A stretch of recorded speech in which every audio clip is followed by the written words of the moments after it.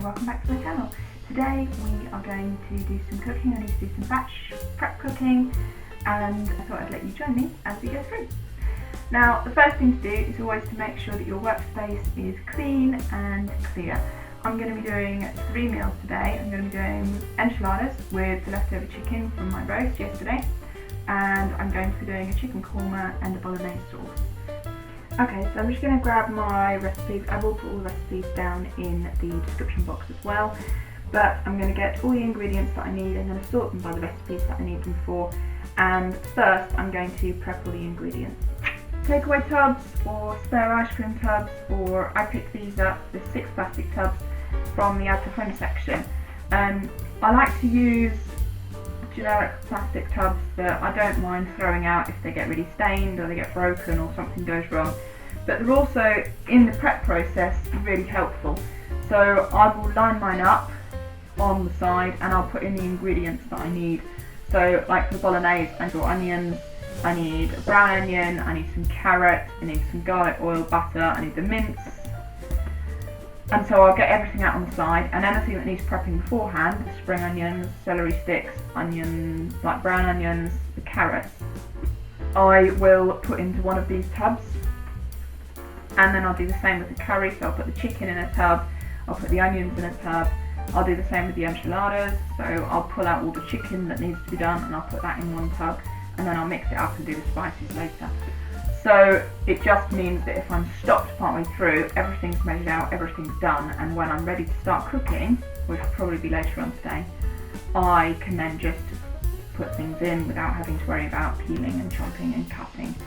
I can pop in and out of the room and get things done that need to be done. So the first thing I'm going to do is I'm going to lay these out on the side and I'm going to sort them out with the ingredients in. Okay. So now I've got everything laid out.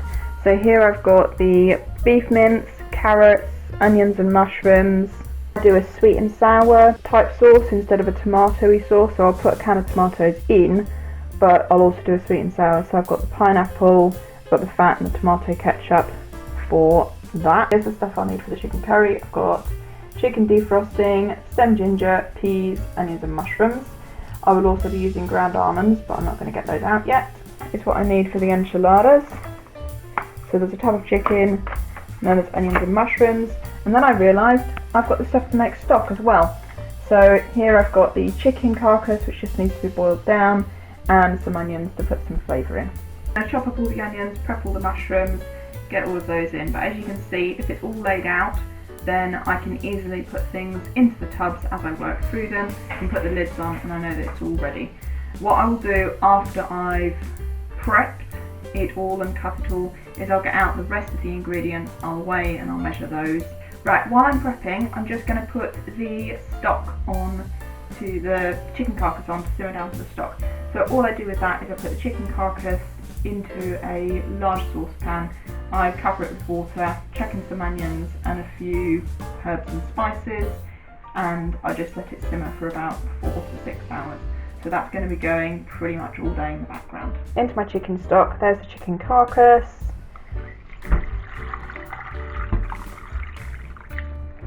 There's the water. And then I put in minced garlic, mixed herb, a little dash of salt, and 1 chicken stock cube, just to get it all going. So then I will put that on a high heat to get it to boiling, and then when it's simmering I'll turn it down to a medium heat, and I can then turn that into chicken soup, just add a bit of chicken in and a couple of vegetables, or I can keep it as chicken stock and use it as my base for any kind of meal. So it's a really versatile way to use up the chicken carcasses after I've had a roast. Okay, so everything's laid out. I've got the things that I need for the sweet and sour here. I've got sugar, ginger, garlic, vinegar, soy sauce, ketchup, corn flour over the back, pineapple juice, and it's going to go in this pan. I've got the stuff for the enchiladas here, which is classic barbecue seasoning, mushrooms, onions, half a tin of tomatoes and chicken. Then I've got the stuff for the curry here. I'm going to be using garlic in both of these as well. Garlic goes in everything. Coconut milk, curry powder, ground almonds, I've chopped up the onions and the mushrooms. I've got peas and a few raisins and ginger, and then chicken and a chicken stock cube. That's for the bolognese. So we've got the fat, we've got the beef, we've got a beef stock cube, nutmeg, half a tin of tomatoes, and then a tin of tomatoes and beans over here. Carrots, mushrooms, onions, bit of salt. So I'm going to get on with doing the sweet and sour now. 1 tablespoon of corn flour. 2 tablespoons of pineapple juice, slightly yellow milk, garlic, ginger, and I just did a tablespoon. Into the jug of juice, you need the soy sauce, and of the soy sauce we're going to have a whole tablespoon. Let's put in a little dash extra. 2 tablespoons of sugar.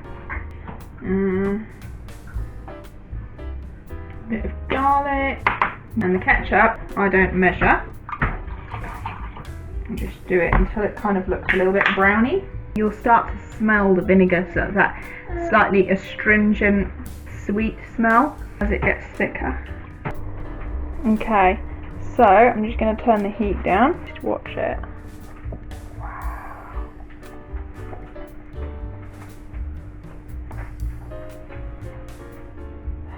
Such a beautiful colour.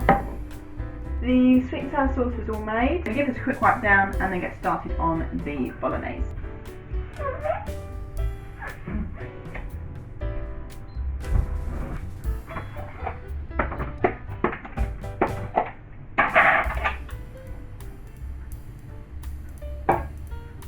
In goes the fat. This is actually beef and chicken fat from when I did burgers and a roast. When that's all heated up,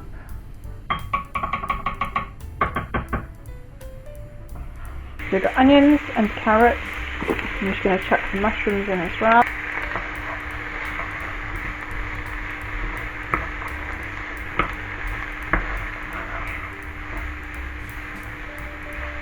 It's so beautiful, the colour is so vibrant.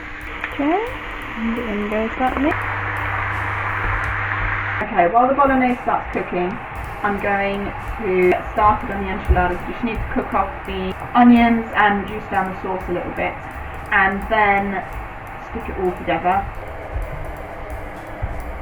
So in here we've got the onions, mushrooms, and half a tin of tomatoes.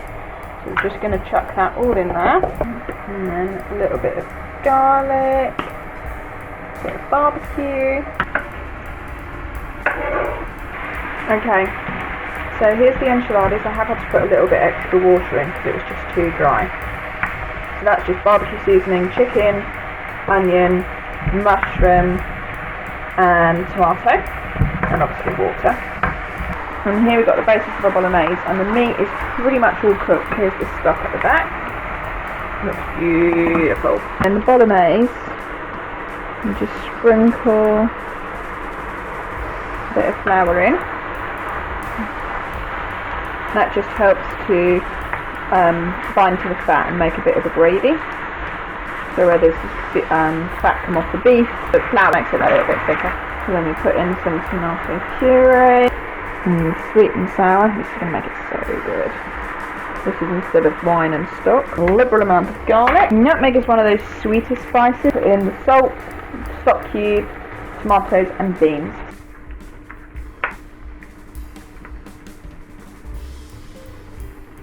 Okay, so then we bring that up to the boil again. And then over here, with the enchiladas, that's starting to get.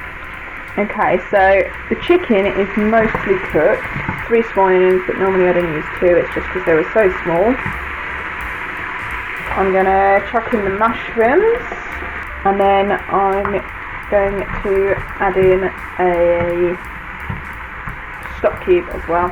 Okay, so the stock's in, you can see that bubbling quite nicely. So I'm going to add in the peas, sweet corn, ginger and curry powder.